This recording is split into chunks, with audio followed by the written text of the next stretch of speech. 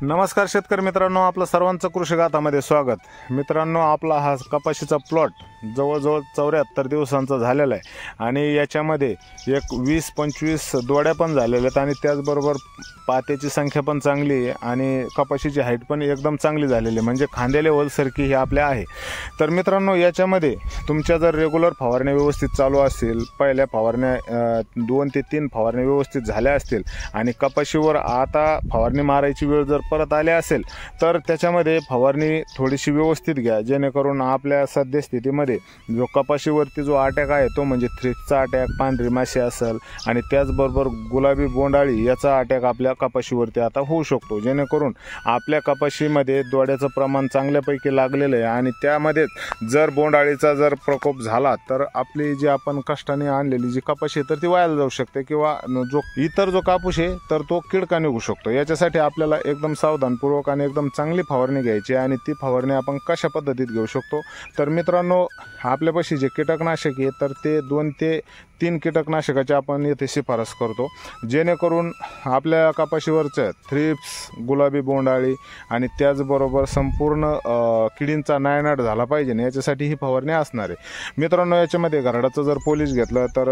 मावा, थ्रिप्स, तुडतुडे आणि इतर सर्वच कीटक याने नाहीसे होतात। मित्रांनो, त्याचबरोबर क्रिस्टलचं जे अंपायर येतं तर त्याने सुद्धा या सर्वांचा बंदोबस्त होतो। यांच्यामध्ये दोन्ही जे घटक आहेत किंवा बाहेरचं एक लिशंट आहे तर त्याच्यामध्ये सुद्धा फिप्रोनिल 40% प्लस इमिडाक्लोप्रिड हे 40% हे 2 घटक आहेत आणि इतकं पॉवरफुल औषध आहे की याने पूर्णपणे सरकी ही फ्रेश होऊन जाणार, म्हणजे थ्रिप्सचा अटॅक हा पूर्णपणे नाहीसा होणार, जेणेकरून आपल्या झाडांची जी पानं आहेत तर ती कडक होतात आणि त्याचबरोबर लालसर पडून असे वाट्यासारखे होतात, तर तो आपण त्याला कोकडा म्हणतो, तर त्या प्रकारचे पानं होऊ नयेत याच्यासाठी ही फवारणी आपल्याला घेणं आवश्यक आहे। मित्रांनो, गुलाबी बोंडाळी जी तर त्याच्यासाठी आपण जर याच्या आधी फवारणी केली नसेल किंवा आता यानंतर आपल्याला फवारणी करायची असेल तर त्याच्यासाठी क्रिस्टलचं एक अपेक्स म्हणून येतं किंवा आपण या पोलिसमध्ये किंवा मग त्याचबरोबर आपाचे असेल, त्याचबरोबर अंपायर असेल, याच्यामध्ये आपण इमामॅक्टिनचा वापर करू शकतो, जेणेकरून आपल्या कपाशीमध्ये जी गुलाबी बोंडाळी येणार आहे तर तिचासुद्धा 100% नायनाट हा झाला पाहिजे। मित्रांनो, फवारणी करताना शक्यतो आता जवळजवळ पोळा एक 7 ते 8 दिवसावरती आलेला आहे आणि जर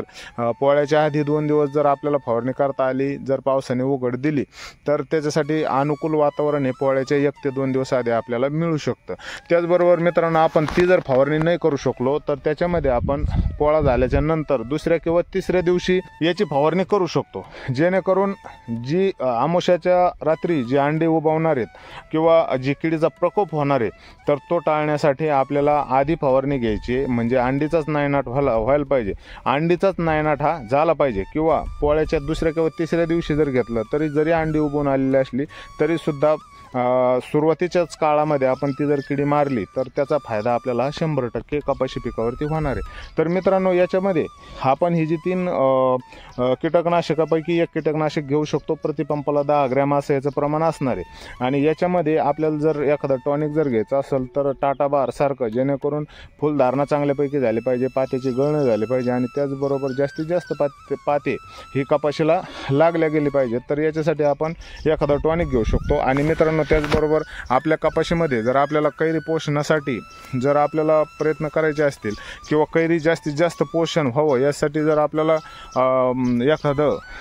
वॉटर सोल्युबल खत जर सोडायचं असेल तर ते खत म्हणजे आपण 0050 किंवा मग 05234 याचा सुद्धा वापर करू शकतो, जेणेकरून आपल्या कपाशीची हाईट जास्त झालेली आणि ती हाईट पण प्रमाणात ठेवायची आणि इतर जे पाते तर ते सुद्धा चांगल्यापैकी भरून आले पाहिजे आणि जी कपाशीला जी कैरी लागलेली आहे तर तिचं सुद्धा एकदम व्यवस्थित त्याच्यामध्ये कापूस तयार झाला पाहिजे किंवा तिचं पोषण चांगलं झालं पाहिजे। याच्यासाठी आपण 05234 सारख्या किंवा 0050 सारख्या विद्राव्य खताचा वापर आपण आपल्याकडे ठिबक अवेलेबल असेल तर आपण ड्रिपद्वारे त्याचा वापर करू शकतो। मित्रांनो, कपाशीचं पीक हे एकदम चांगल्या पद्धतीने आलेलं आहे, परंतु याच्यामध्ये शेवटच्या स्टेजमध्ये आपली कपाशी खराब होऊ नये म्हणून ही फवारणी खूप घेणं आवश्यक आहे। याच्यानंतर जी फवारणी आहे तर तिचा व्हिडिओ आम्ही टाकणारच आहे। तर मित्रांनो, तुम्ही जर आमच्या कृषी गाथा या चॅनलवर नवीन असाल तर आमच्या चॅनलला सबस्क्राईब नक्की करा। आमची गुगल वेबसाईट आहे www.krushigatha.com या वेबसाईटला अवश्य भेट द्या। धन्यवाद।